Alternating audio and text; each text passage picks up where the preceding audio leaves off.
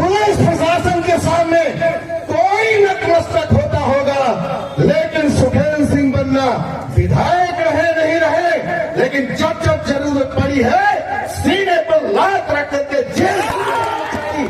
तुम्हारी हैसियत कुछ हरमुना के लिए, कलेक्ट्रेट मऊगंज के लिए और रीवा कलेक्ट्रेट के लिए, ये मुझे कोई कहने वाला अभी पैदा नहीं हुआ। जन जन की आवाज, सिटी न्यूज MP।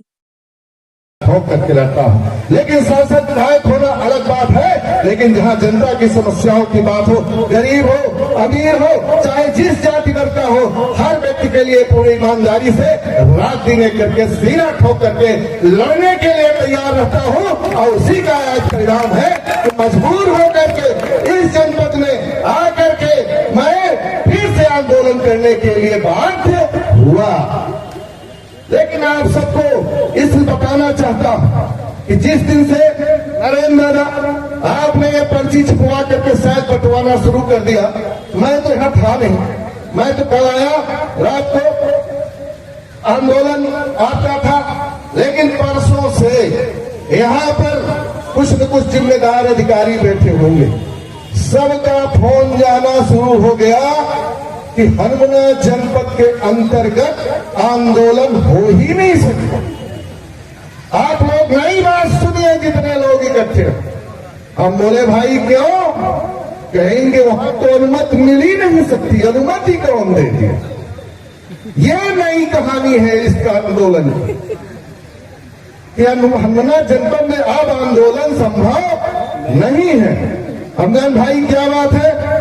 यहाँ के SDM ने कहा कि भाई आप कलेक्टर से बात करिए, तब जाकर के आप आंदोलन शायद कर पाए, और नहीं तो वहां तो अनुमति मिलना बड़ी मुश्किल बात। अरे अंकल सुन, अरे ये कोई दशहरे का ऑर्केस्ट्रा का कार्यक्रम नहीं है, ये आदिवासियों के गरबा का कार्यक्रम मऊगंज का नहीं है, और ये कोई कव्वाली का कार्यक्रम नहीं है कि अनुमति की जरूरत पड़ेगी, कार्यक्रम डिस्टर्ब होगा। और समझो, भारत के किसी कोने में कोई कलेक्टर हमें आंदोलन से नहीं रोक सकता।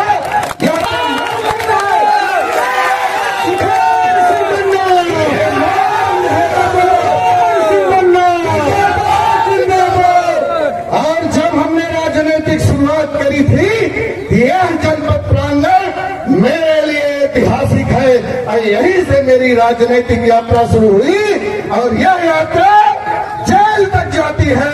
ये आप गवाह है, क्षेत्र गवाह है। सुखैन सिंह बन्ना जिंदाबाद, सुखैन सिंह बन्ना जिंदाबाद।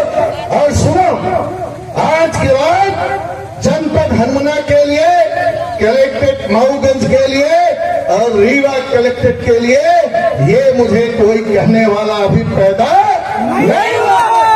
और ध्यान रहे, पुलिस प्रशासन के सामने कोई नतमस्तक होता होगा, लेकिन सुखैन सिंह बन्ना विधायक रहे नहीं रहे, लेकिन जब जब जरूरत पड़ी है सीने पर लात रख करके जेल।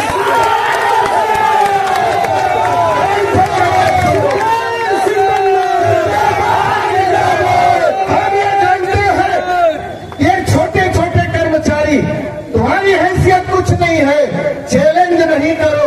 मैं जानता हूं दबे कुचले टाइम के लोग पटवारी आरआई मुझसे क्या बात करोगे, लेकिन मैं मान सम्मान चाहे छोटा कर्मचारी हो बड़ा अधिकारी हो सबकी करता हूं। लेकिन चैलेंज अगर कोई करता है तो ये बर्दाश्त के बाहर है। और जब इस तरीके की बात आती है तब ऐसी बातें होती हैं। बहुत सारी बातें हैं। ये लोग जो बाढ़ क्रमांक 5, बाढ़ क्रमांक 6, 7, 8, 12 बाहर के जो आदिवासी मजदूर यहाँ काम करते थे, ये सबसे 10 रुपए मजदूरी बनती थी तो 2 रुपए धर्मादा के नाम पर ये लोग काटते थे। मजदूरों को लूटने का काम किया, उसी में थोड़ा बहुत सामाजिक काम करते थे। ये बाद में मुझे पता चला इन सब बातों को। ये चोर मौसेरे भाई, इस समय मऊगंज में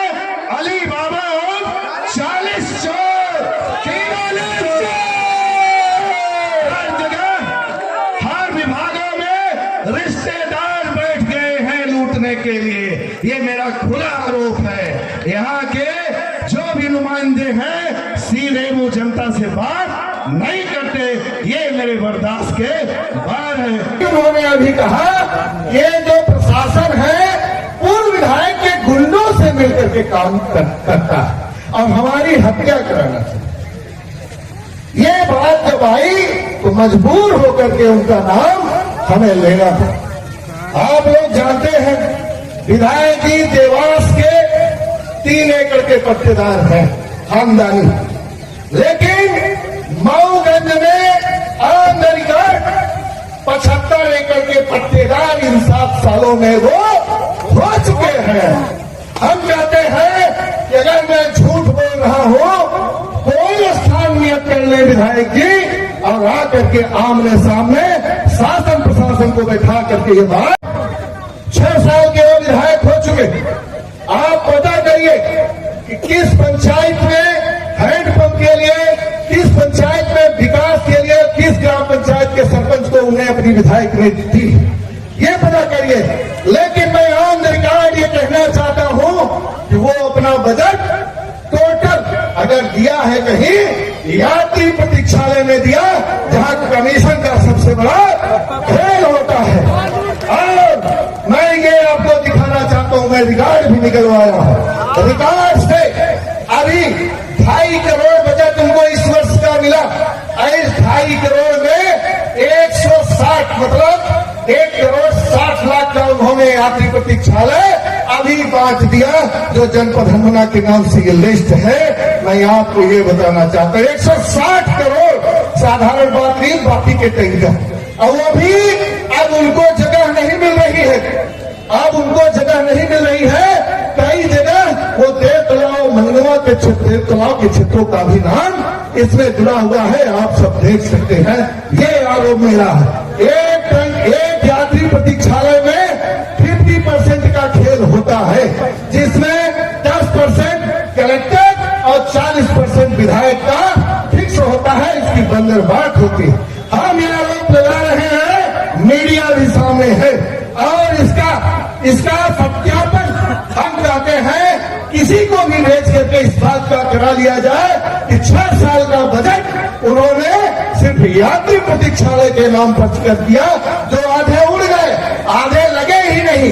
सबसे बड़ा खेल जब इतना बड़ा यात्री प्रतीक्षालय चारों तरफ लग जाएंगे, आधे नहीं लगेंगे, कौन गिनने जा रहा है? कौन गिनने? रमेश पटेल तू गिने जा रहा, वो गिनी कहां से गिन पाई? ऐसे कि लगा ही नहीं आई, सीधे सीधे पैसा निकाला जा रहा है यात्री प्रतीक्षालय के नाम। तो दूसरा भ्रष्टाचार ये उनका। अब आ जाइए नशा पर। वो नशा का आरोप लगा रही, अभी उनका एक बयान में सुन रहा, अवैध शराब नहीं बिकनी चाहिए। अरे भाई, शराब माने शराब होता है कि वैध शराब माने गंगा जल होता है? ये मैं आप सबसे पूछना चाहता हूं। वो कहते हैं वैध बिकनी चाहिए। वो शराब के ठेकेदारों से मिले हुए हैं, उनसे लंबा कमीशन लेते हैं, इसलिए वो भाषण देते हैं कि अवैध शराब नहीं बिके, सिर्फ शराब बिके, पैकारी ये वही कर सकता है जो कमीशन लेता है। और मैं तो चैलेंज करता हूं, जीवन में शराब में कभी पिया है और शराब के बारे में कुछ जानता हूं। मैं दावा रखता हूं कि चलो तय हो जाए, जितनी सरकारी दुकानें हैं, हम पूरे मध्य प्रदेश की बात नहीं करते, लेकिन मऊगंज में अगर सच में विधायक नशा के खिलाफ है तो और तो सब अवैध है, पुलिस तो कार्रवाई करेगी ही, लेकिन जो वैध शराब की दुकानें हैं उसमें तालाबंदी का काम हमारे कांग्रेस के कार्यकर्ता करेंगे। और आपसे अनुरोध करना चाहता हूं कि आकर के और सीधे उस तालाबंदी का समर्थन करिए। और जिस तरीके से आप सीधे सीधे पुलिस लेकर के कहीं जाओगे 40 करोगे, कहीं जाओगे 151 लगवाओगे, कहीं जाओगे कुछ करोगे, ये सब काम नहीं करो। सीधे शराब की सरकारी दुकानें बंद कराओ, हमारे कार्यकर्ता तुम्हारे साथ खड़े मिलेंगे। ये मेरी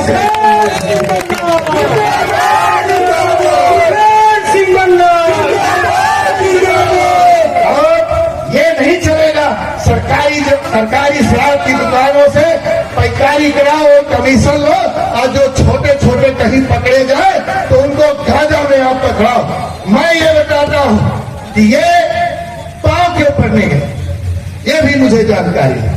हमारा कहना यह है, बराव में घटना घटी केवटों के साथ, स्वाभाविक है वहां उनके रिश्तेदार लोग पकड़े गए पहले। इसके बाद रिश्तेदारों ने कहा कि हम लोग पकड़े गए आपके वोटर थे, अब केवट नहीं पकड़े जा रहे। इन्होंने पुलिस को फोन किया और सीधे सीधे केवटों के घर में ये खुद ही कोरेक्स लेकर के भेजे, सारे केवटों को कोरेक्स ले फंसा। ये विधायक जी ने जब वहां कोरेक्स लेकर के पुलिस गई और यही किया तो थाना प्रभारी सहित जो मारपीट हुई, वहां जनता झगड़ गई, महिलाएं झगड़ गई कि जब यहाँ शराब की बात है कोरेक्स क्यों रख रहे। और उसी में मारपीट और विवाद हुआ और पुलिस ने जाकर के महिलाओं के साथ और बच्चों के साथ केवट परिवार के साथ मारपीट बनाव किया, जो कि विधायक जी पुलिस का आंसू पोंछने गए थे जब रात को चोट लगी थी। आप लोगों ने वो फोटो देखी होगी।